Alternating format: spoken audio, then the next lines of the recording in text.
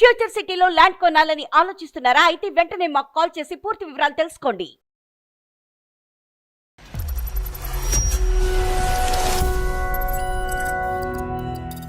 నా మాట అసలు పట్టించుకోడు, వాళ్ళు చెప్పిందే వింటాడు.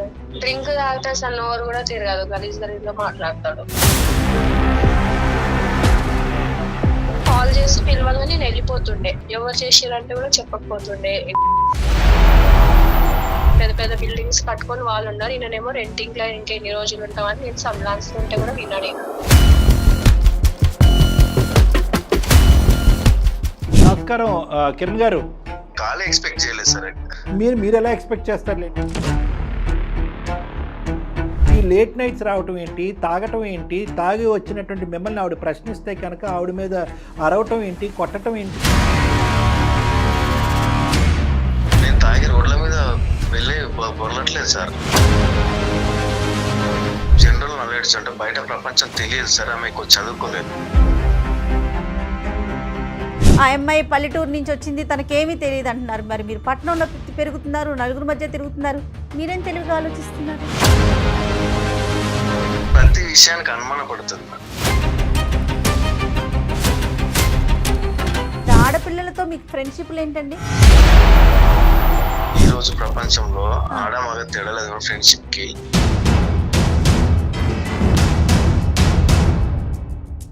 చూసుకోవటం ఏంటి అంటే పైనుంచి కిందకి ఇలా చూడటమా? అది మా ఫ్యామిలీ ఇష్యూ సార్, యాక్చువల్లీ చెప్తున్నాను. దేనికైనా ఒక లిమిట్ ఉంటుంది కదండి. రేపొద్దున నా భవిష్యత్ ఏంటి? మిమ్మల్ని నమ్ముకుని వచ్చింది ముగ్గురు ఆడపిల్లలు. ఇదే సుడిగుండంలో మా ఆయన ఉండిపోతున్నాడండి, అతని ఆరోగ్యం ఏంటి, మా కుటుంబం భవిష్యత్తు ఏంటి అనేది భయపడుతుందండి. నేనంత ఆ పరిస్థితి అయితే తెచ్చుకోండి సార్. మాకేమీ టైం ఎక్కువయ్యో, లేదంటే మీ కాల్ తప్ప వేరే కాల్ లేకో, లేదంటే మీలాంటి బాధితులు లేకో మేము ఇంతసేపు మాట్లాడట్లేదండి. కొన్ని వందల మంది ఈ ఆపర్చునిటీ గురించి వెయిట్ చేస్తున్నారు. భార్య భర్త అన్న తర్వాత చిన్న చిన్న గొడవలు వస్తుంటాయి కదా, ప్రతి ఇంట్లో జరిగేదే కదా సార్. ఒకసారి కాకపోతే ఒకసారి అవుతుంది, కాంప్రమైజ్ అయితే మనకు కామన్ కదా. మీకున్నటువంటి నలుగురు ఫ్రెండ్స్ ఇళ్లలో ఏదన్నా కామన్ ఏమో కానీ జనరల్ గా ఎక్కడ వినవండి.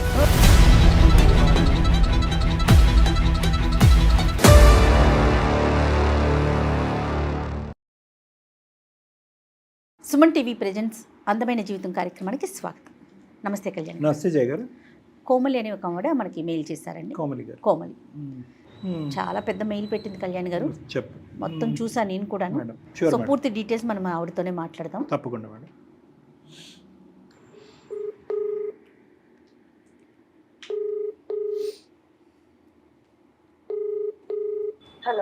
హలో నమస్తే అండి కోమలి గారా? నేను జయానండి, సుమన్ టీవీ అందమైన జీవితం ప్రోగ్రామ్ నుంచి కాల్ చేస్తున్నాను. మెయిల్ చేశారు కదమ్మా. డాక్టర్ కళ్యాణ్ చక్రవర్తి గారు ఉన్నారు నాతో పాటు, ఒకసారి మాట్లాడతారా? చెప్పమ్మా కోమలి, సమస్య ఏంటమ్మా? ఎవరిది సమస్య ఏంటి? ప్రాబ్లమ్? మైనస్ సార్, తను బాగా ఫ్రెండ్స్ తో ఉండి తాగడము, ముగ్గురు పిల్లలు ఉన్నారు, పట్టించుకోవడం. పెళ్ళి ఎంతకాలం అయింది? 12 years అవుతుంది. పిల్లలమ్మా? ముగ్గురు పిల్లలు సార్, ఒక పాప, ఇద్దరు పాపలు, కౌల పిల్లలు. ముగ్గురు ఆడపిల్లలు, మొత్తం ముగ్గురు ఆడపిల్లలు సార్. అతను ఏం చేస్తుంటాడమ్మా? అతను సాఫ్ట్వేర్. మీరేమన్నా చేస్తారా పిల్లల్ని చూసి? నేను హౌస్ వైఫ్. నా మాట అసలు పట్టించుకోడు, ఫ్రెండ్స్ వాళ్ళతోటే ఎక్కువ ఉంటాడు, వాళ్ళు చెప్పిందే వింటాడు. తన దగ్గర ఏదున్నా, డబ్బున్నా ఏదున్నా కూడా ఫ్రెండ్స్ కే పెడతాడు, ఇంట్లో పిల్లలని పట్టించుకోడు. వాళ్ళకి డబ్బులు ఇప్పియడము, వాళ్ళు తీసుకుంటారు, ఎగగొడతారు, వాళ్ళ డబ్బులు కూడా తినే కడతాడు. వాళ్ళకి ఖర్చులు పెట్టడమే కాకుండా అవసరానికి డబ్బులు కూడా ఇస్తా ఉంటాడు, మళ్ళీ తిరిగి అడిగి తీసుకోడు, ఈయననే కడుతూ ఉంటాడు. మాకేమో పిల్లలు ఉంటారు, పిల్లలను పట్టించుకోడు, నన్ను పట్టించుకోడు, నేను చెప్తే కూడా వినడు. ఇప్పుడు ముగ్గురు ఆడపిల్లలు ప్లస్ మీరు నలుగురు, ఇంట్లో ఎన్ని ఖర్చులు ఉంటాయి, ఏది పట్టించుకోడా తల్లి? ఏది పట్టించుకోడైనా, ఏదని చెప్తే కోపం వస్తుంది తనకి. ఇంతకుముందు బాగానే ఉంటుండే కానీ ఈ మధ్య బాగా ఏంటంటే ఫ్రెండ్స్ అన్నట్టే మైండ్ అంతా ఫ్రెండ్స్ మీదనే పెట్టిండు. సో ఇదంతా ఈ మధ్యనేనమ్మా? ఈ మధ్యన అంటే 12 years బట్టి కాదు, ఇప్పుడు ఈ మధ్య కాలంలో అనేది, ఈ మధ్య కాలం నుంచి అట్లా చేస్తున్నాడు. 6-7 years నుంచి ఏంటంటే పిల్లలు పుట్టాక ఓకే ఓకే తాగడము, ఇక నేనేమన్నా అడిగితే కోపం పడడం నా మీద. అర్థమైందమ్మా. కానీ ఈ ఫ్రెండ్స్ ఎలా పరిచయం అమ్మా? అంటే స్కూల్ ఫ్రెండ్సా, కాలేజ్ ఫ్రెండ్సా, ఆఫీస్ వాళ్ళ? ఇక చిన్నప్పటి నుంచి ఫ్రెండ్స్ అని చెప్తాడు ఏమన్నా అంటే నాతో. ఇంటికి వస్తారా వాళ్ళు? అమ్మ కోమలి, మీ ఇంటికి ఎప్పుడైనా వస్తుంటారా వాళ్ళు? వాళ్ళ ఇంటికి మీరు వెళ్ళటం? ఇంటికాడికి రాకపోతుండే కానీ కాల్ చేసి పిలవగానే నేను వెళ్ళిపోతుండే. ఎవరు చేసిరంటే కూడా చెప్పకపోతుండే. ఎక్కడ అంటే ఫ్రెండ్ ఫోన్ చేసిరని వెళ్ళిపోతుండే. వెళ్ళిపోతాడు అంతే. ఇంట్లో కూడా టైం ఉండడు, అంటే ఎక్కువసేపు టైం ఉండడు. ఉండడు. అంటే ఈయన ఏం చేసిండంటే వేరే వాళ్ళకి అప్పు ఇప్పియడము, వాళ్ళు కట్టకుండా తెగ కొట్టేసే వరకు ఈయన కట్టుకుంటుండే. అప్పులో వచ్చి మా ఇంటి ముందు నిలబడము. వాళ్ళేమో మంచిగా పెద్ద పెద్ద బిల్డింగ్స్ కట్టుకొని వాళ్ళు ఉన్నారు. ఈయనేమో రెంటింగ్ లో ఇంకెన్ని రోజులు ఉంటామని నేను సంలాస్తుంటే కూడా విన్నాడు. బాగా తాగుతాడు వాళ్ళ ఫ్రెండ్స్ తో పాటు. తను ఏంటంటే బంగారం ఉన్నా కూడా బంగారం కూడా తను అమ్మేసిండు తీసుకెళ్లి. ఫ్రెండ్స్ ఎవరన్నా అడిగితే వాళ్ళకి నా బంగారం పెట్టి వాళ్ళకి డబ్బులు ఇవ్వడము. వేరే అమ్మాయి కూడా ఫ్రెండ్ లాగా ఉండి తనకి కూడా డబ్బులు ఇప్పియడము. ఈయనకి అప్పులో వచ్చి ఇంటికాడ ఆగడం. సరే, అప్పులో వచ్చేసాక తర్వాత మీ డైలీ నీడ్స్ ఎట్లాగమ్మా? ఇప్పుడు నలుగురు ఉండాలి అంటే ఎన్ని ఖర్చులు ఉంటాయి, అవన్నీ ఎట్లాగా? లేవి పైసలు అవి అంటే లేవు అని అంటుండే ఇంట్లో.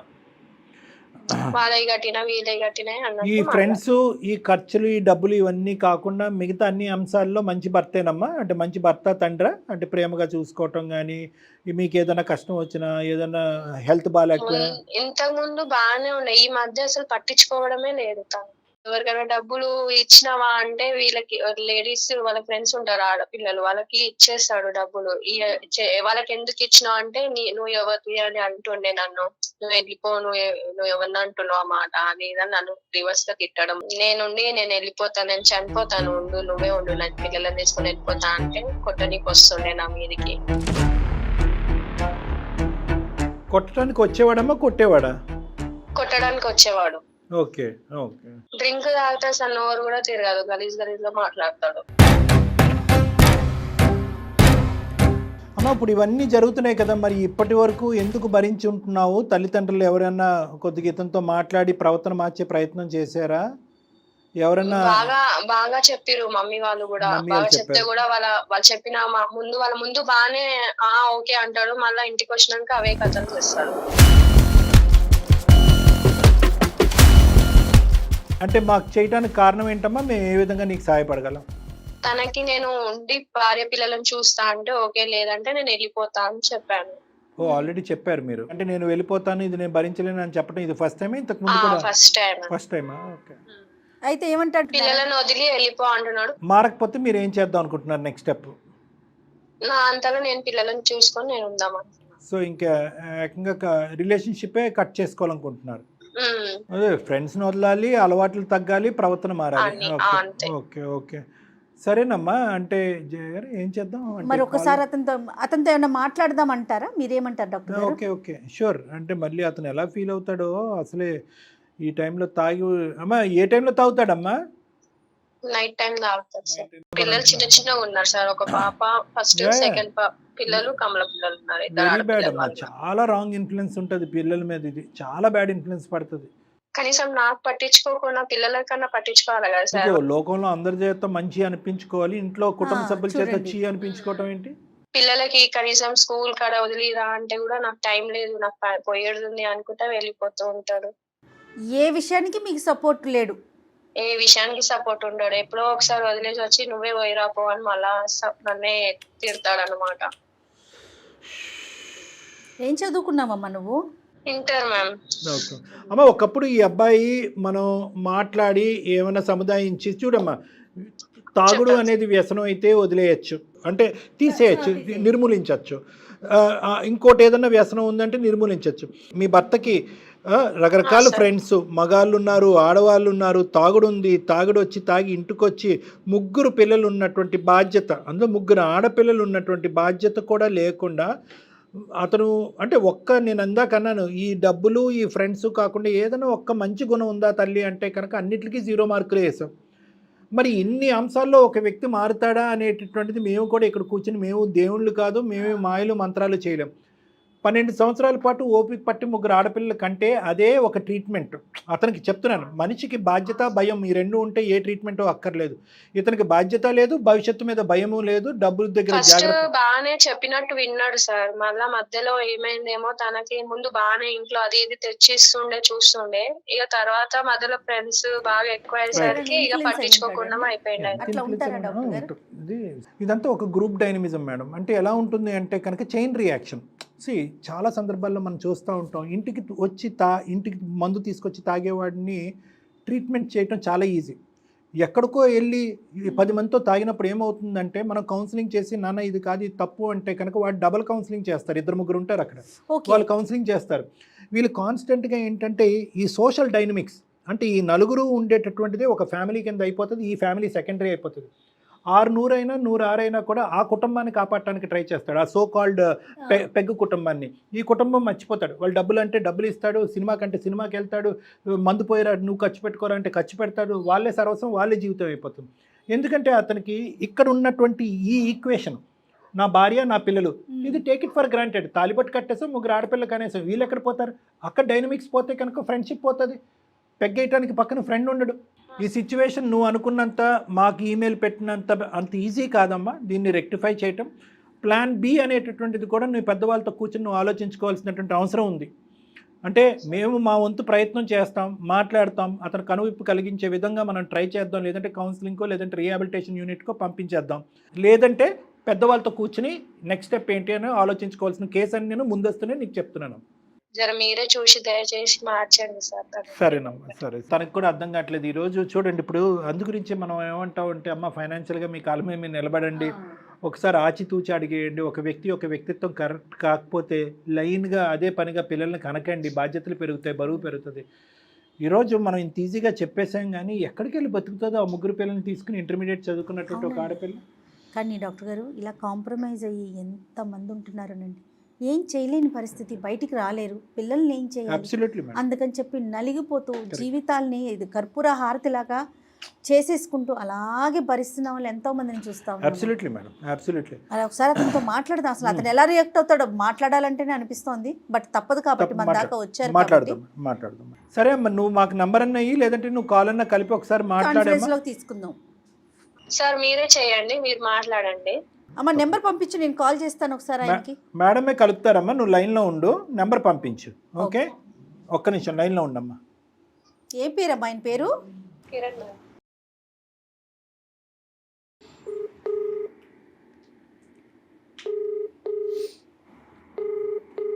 హలో, నమస్తే అండి, కిరణ్ గారా? అవునండి, మీరెవరండి? నేను జయానండి, సుమన్ టీవీ అందమైన జీవితం ప్రోగ్రామ్ నుంచి కాల్ చేస్తున్నానండి.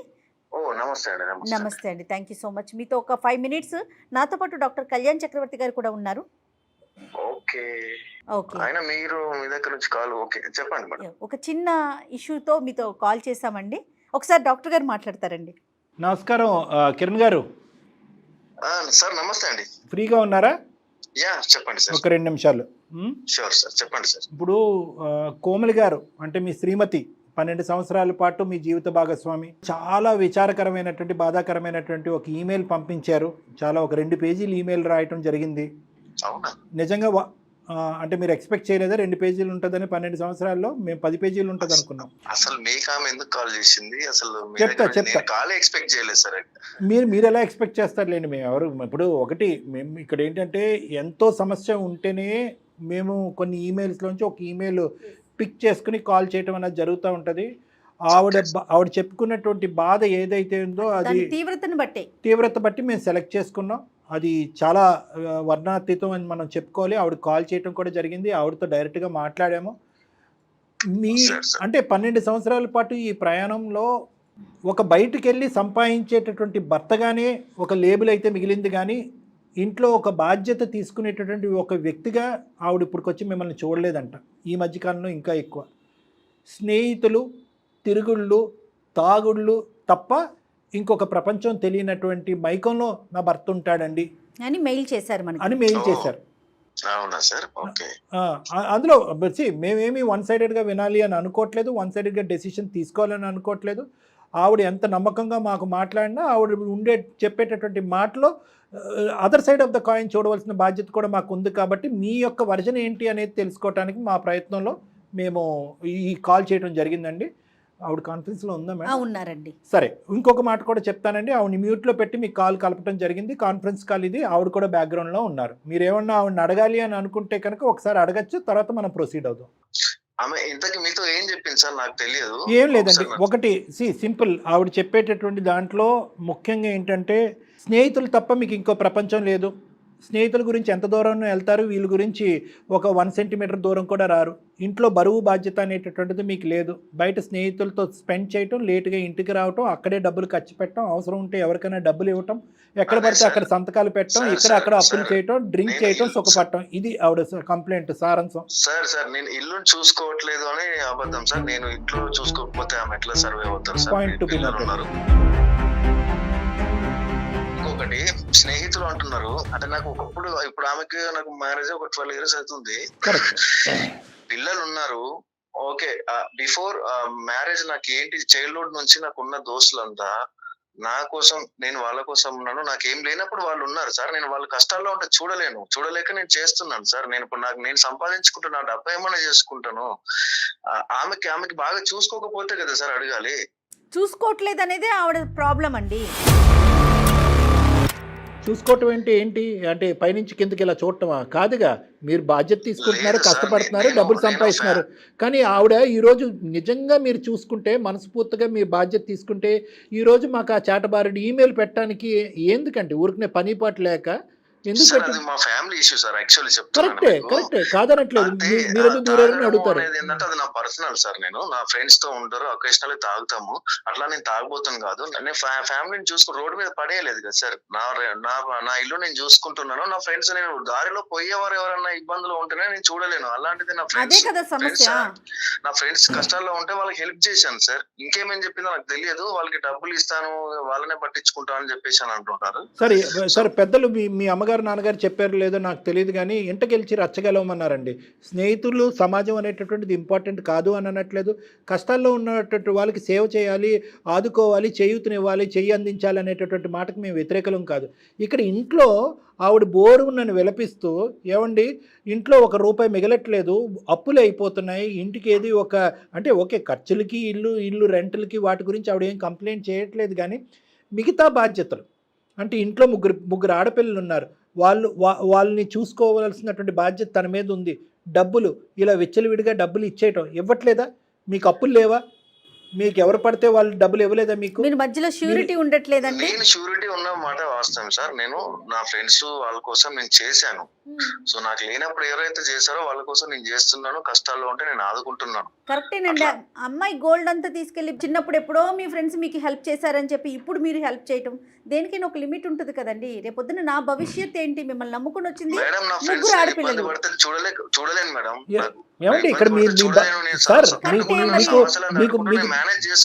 మీరు డబ్బులు ఇచ్చినటువంటి ఎంతమంది మీ ప్రాణ స్నేహితులు, ఎంతమంది మీకు తిరిగి ఇచ్చారండి డబ్బులు? ఎంతమంది మిమ్మల్ని మీరు అడగగలిగారు? ఎంతమంది మీకు తిరిగి ఇచ్చారు? మరి మీరు మేనేజ్ చేసుకునే లెక్కైతే నేను అడుగుతూనే ఉన్నాను సార్. నేను అడుగుతూనే ఉన్నాను, ఇచ్చే వాళ్ళు ఇస్తున్నారు. నేను ఇట్లా రొటేట్ చేసుకుంటా ఉన్నాను.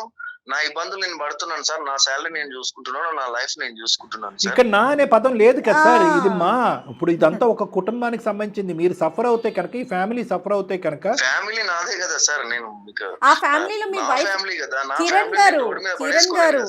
కిరణ్ గారు ప్లీజ్ అండి, ఫ్యామిలీ మీది కాదు, మీతో పాటు ఆ అమ్మాయి ఉంది, ముగ్గురు పిల్లలు ఉన్నారు.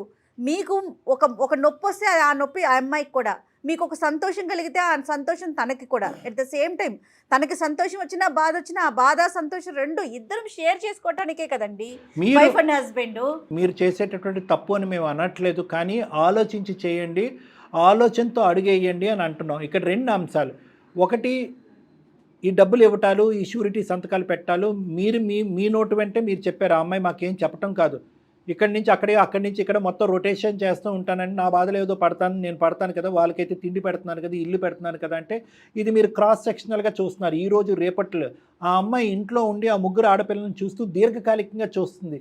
ఈ అప్పులు ఇలా గుడిబండగా మారి ఒక పెద్ద కొండగా అయిపోయి దిక్కుతోచినటువంటి పరిస్థితి వస్తే కనుక ఆదుకునేవాడు ఎవరు? మీ నోటి వెంట మీరు చెప్పారు, పట్టుమని 100 మందికి అప్పిస్తే 10 మంది కూడా తిరిగి మీకు ఇవ్వట్లేదు.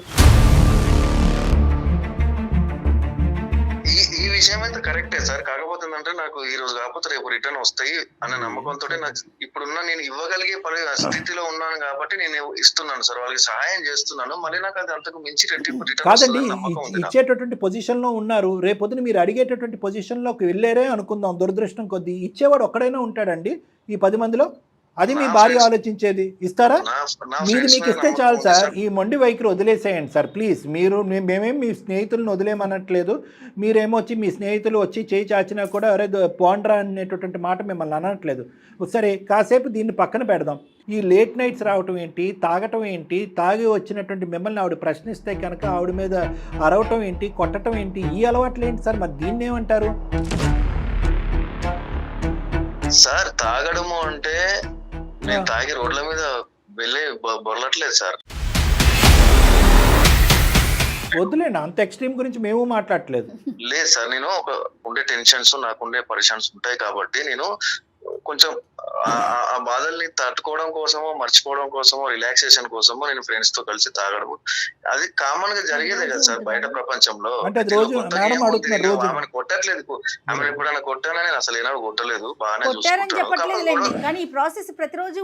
భార్య భర్త అన్న తర్వాత చిన్న చిన్న గొడవలు వస్తుంటాయి కదా. చిన్నగా ఆవిడ అనుకోవట్లేదండి, చిన్నగా ఇద్దరు అనుకుంటే అసలు గొడవే లేదు. ప్రతి ఇంట్లో జరిగేదే కదా సార్. ఒకసారి కాకపోతే ఒకసారి అవుతుంది, కాంప్రమైజ్ అవుతాం, అది కామన్ గా.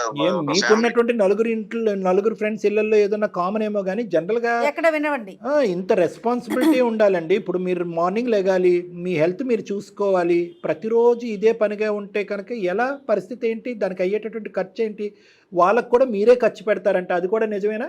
ఈ అయ్యేటటువంటి రోజువారి ఖర్చు, తాగుడికి అయ్యేటటువంటి ఖర్చు కానీ, లేదంటే మా భాషలో పార్టీలు అంటూ ఉంటాం, వీటికి రోజు పార్టీలు ఇచ్చే అంత కోటీశ్వర్లం కాదు కదా సార్. ఉన్నంతలో ఒకసారి వాళ్ళు ఒకసారి నేను, అది కామన్ గా నడుస్తూ ఉంటుంది సార్ అప్పుడప్పుడు. సార్, మీరు సంపాదించేటటువంటిది, మీరు ఖర్చు పెట్టేటటువంటిది, ఈ రెండు బ్యాలెన్స్ అవుతున్నాయా లేదా మైనస్ లో ఉన్నారా ప్లస్ లో ఉన్నారా? ఇది ఒక్కటి చెప్పండి, ఫిగర్లు మాకు అక్కర్లేదు. అంటే దాని మైనస్ లోనే ఉన్నాను అని చెప్తాను నేను.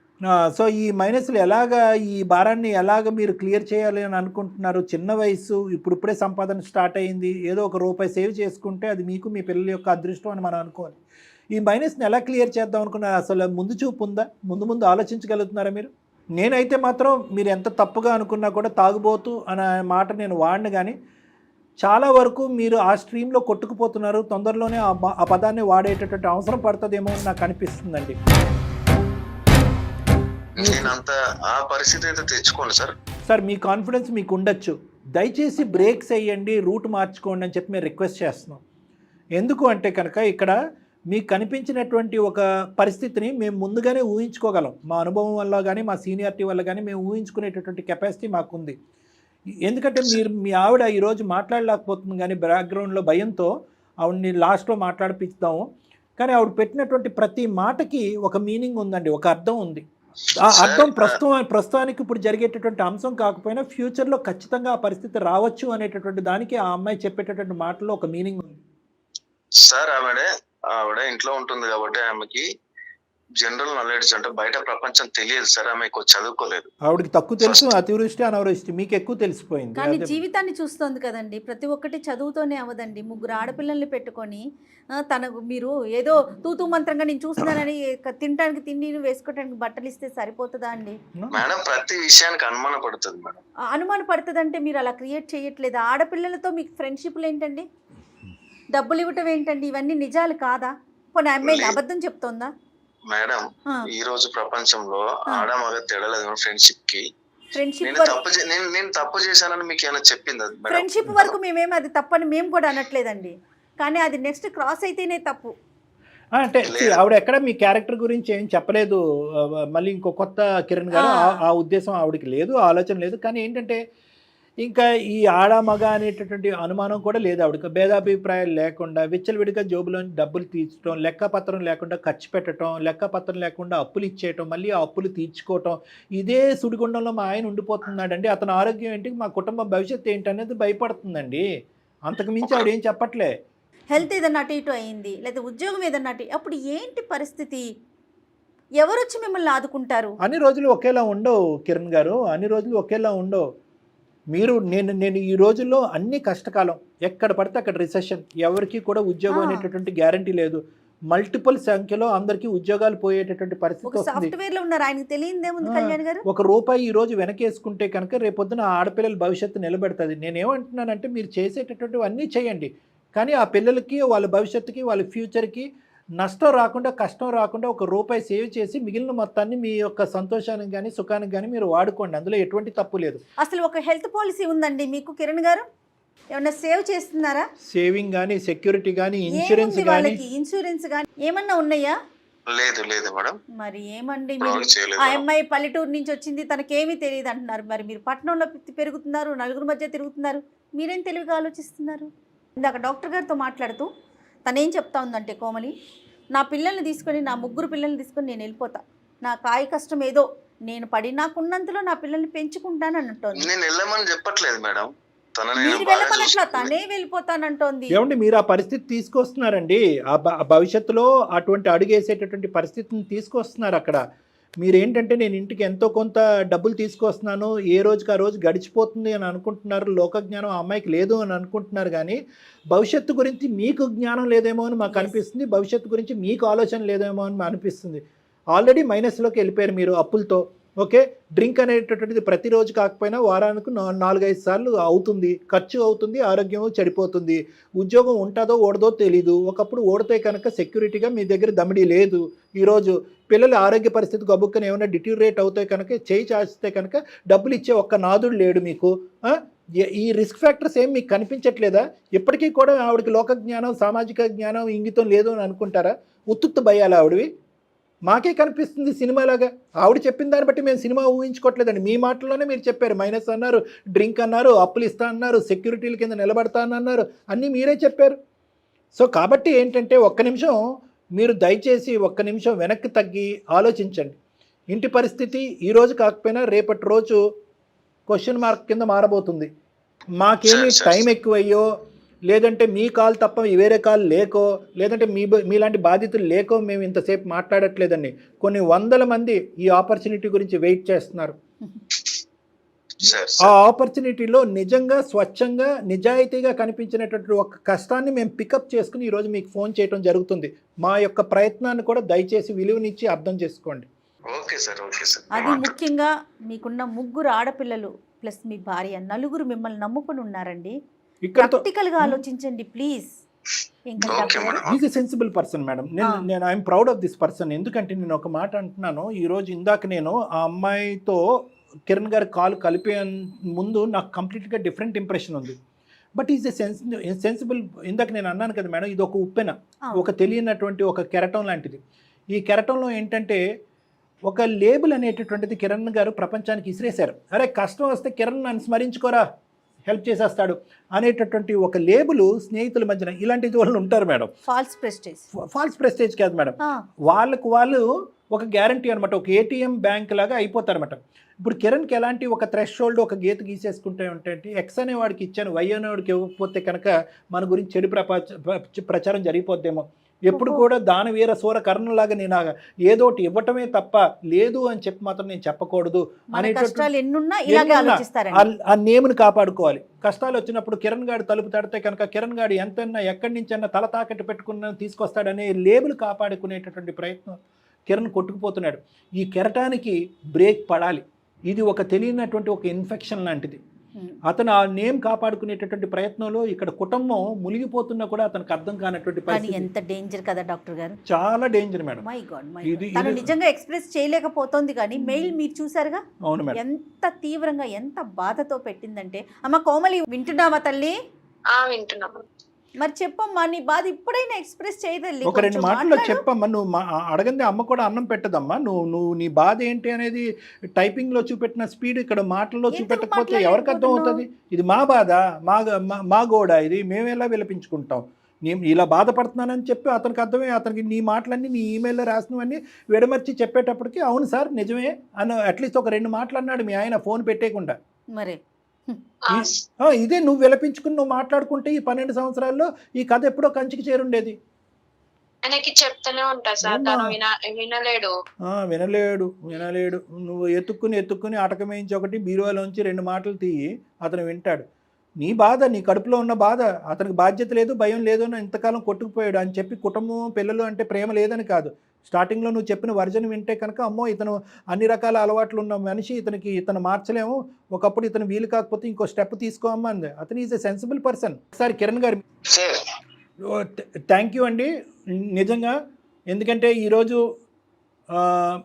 మీరు నేనెందుకు మాట్లాడాలి, మా పర్సనల్ ఇష్యూలో మీరెవరు, నా అప్పో సప్పో నేను చేసుకుని నా కుటుంబాన్ని నేను కాపాడుకుంటాను మీరెవరు అనేటటువంటి ప్రశ్న ఇనీషియల్గా అడిగినా కూడా నేను మాట్లాడిన తర్వాత ఒక 50 to 60% మీకు కనువిప్పు కలిగింది అనేటటువంటి భావనలో నేను ఉన్నాను. నా భావన నిజమా అబద్ధమా? నేను ఆలోచిస్తాను సార్, నేను ఆలోచిస్తాను. థ్యాంక్ యూ అండి. నా గురించి ఆలోచించకండి సార్, మా టీం గురించి అసలు ఆలోచించకండి, మీ ముగ్గురు ఆడపిల్లల గురించి ఆలోచించండి ప్లీజ్. తప్పకుండా మీ సార్, ముగ్గురు నా ఆడపిల్లల భార్య గురించి గురించి, నా పిల్లల ఆలోచించండి. గురించి, నా లైఫ్ గురించి, భవిష్యత్తు గురించి ఆలోచిస్తాను సార్ మీరు చెప్పినందుకు.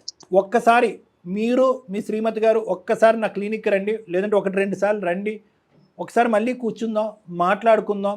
ఎక్కడ గాడి తప్పింది అనేటటువంటిది, ఈ ప్రయాణం ఎక్కడ గాడి తప్పింది అనేది ఒక్కసారి మళ్ళీ స్మరించుకుందాం, ఒకసారి ఆలోచించుకుని ఈ ప్రయాణాన్ని మళ్ళీ గాడిలో తీసుకెళ్దాం.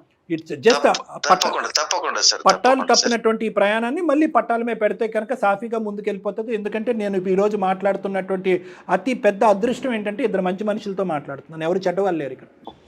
సరే సార్. అమ్మాయి కూడా ఏదైనా తెలిసి తెలియక తప్పులు మాట్లాడినా కూడా మీరు డాక్టర్ గారి దగ్గరికి వస్తే మొత్తం ఆయన క్లియర్ గా మాట్లాడి మార్చే ప్రయత్నం చేస్తారండి. ఓకే అండి, తప్పకుండా మేడం. నాకు తెలిసి తెలియక ఏదైనా మాట్లాడి ఉండొచ్చు, నేను ఒకసారి మాట్లాడతాను మేడం, ఇంటికి వెళ్ళాక మాట్లాడి ఒకసారి కలుస్తాను మేడం.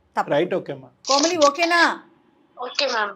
ఓకేనమ్మా, ఆల్ ద బెస్ట్ అమ్మా. ఇద్దరు ఒకసారి రండి అమ్మా. ఓకే, హ్యాపీగా ఉండండి.